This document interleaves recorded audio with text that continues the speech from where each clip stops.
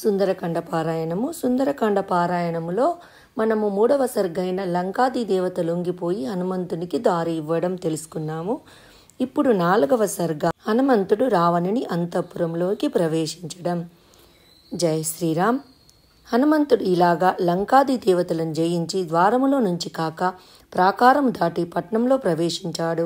శత్రుస్థలములో అడుగుపెట్టినప్పుడు అనుసరించవలసిన పద్ధతి ఇది. మరిన్ని అతను శత్రువులను ఎత్తిమీద కాలు పెట్టడానికే వచ్చాడు. అందుచేత లంకాపట్నంలో ముందు తన ఎడమకాలు మోపాడు. వాయుసుతుడు ఆయన పట్నంలో ప్రవేశించి చూశాడు. మార్గమంతా ముత్యాలతోనూ పుష్పాలతోనూ నిండి ఉంది.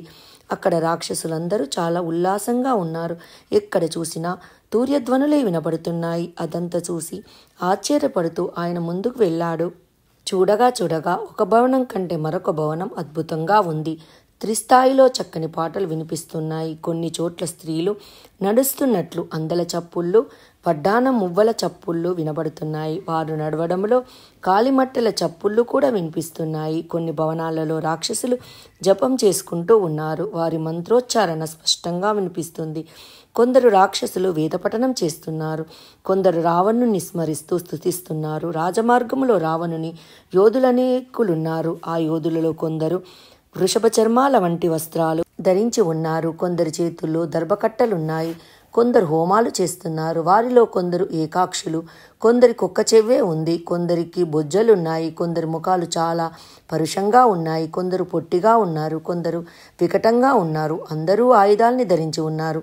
అందరికీ దిట్టమైన కవచాలు ఉన్నాయి. కొందరు పూలదండలు వేసుకొని ఉన్నారు. కొందరు వీరగంధాలు పూసుకున్నారు. కొందరు మంచి మంచి ఆభరణాలు ధరించి ఉన్నారు. అందరూ స్వేచ్ఛగా రకరకాల వేషాలు వేసుకుని ఉన్నారు. ఇలాంటి రాక్షస వీరులు 1,00,000 మంది రావణుని నగరిలో మధ్యమ కక్ష్యలో ఉన్నారు.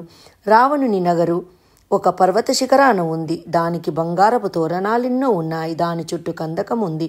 ప్రాకారం కూడా చాలా ఎత్తుగాను గంభీరంగాను ఉంది. ఆ నగరు అచ్చం స్వర్గంలాగే ఉంది. అందులో రకరకాల సంగీతాలు వినబడుతున్నాయి. దాని ప్రాంగణంలో ఎన్నో రథాలు, గుర్రాలు, ఏనుగులు గొప్ప గొప్ప భూషణాలతో మెరిసిపోతున్నాయి. వేల కొద్ది రాక్షస వీరులు రకరకాల ఆయుధాలు ధరించి అక్కడ కాపలా కాస్తున్నారు. హనుమంతుడు మెల్లగా ఆ నగిరిలో ప్రవేశించాడు. 4వ సర్గ సమాప్తము. రేపు 5వ సర్గ అయిన రావణుని నగిరిలో సీత కనబడక హనుమంతుడు దుఃఖించడు గురించి తెలుసుకుందాము. వీడియో నచ్చినట్టయితే లైక్ చేయండి, సబ్స్క్రైబ్ చేయండి. మరిన్ని వివరాల కోసము పక్కనే ఉన్న బెల్ ఐకాన్ను క్లిక్ చేయండి.